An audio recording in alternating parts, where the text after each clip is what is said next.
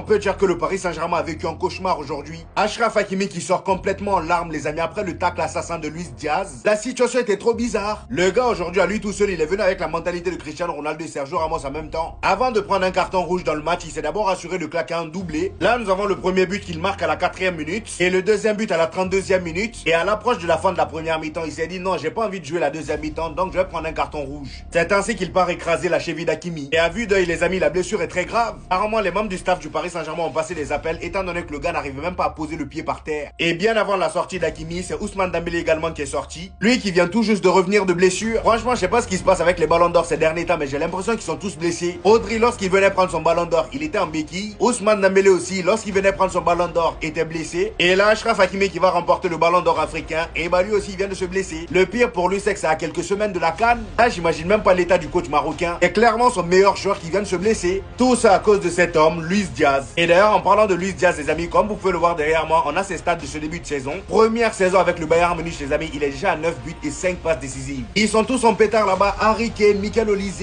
lui. Et parfois, il y a Gnabry qui vient se rajouter.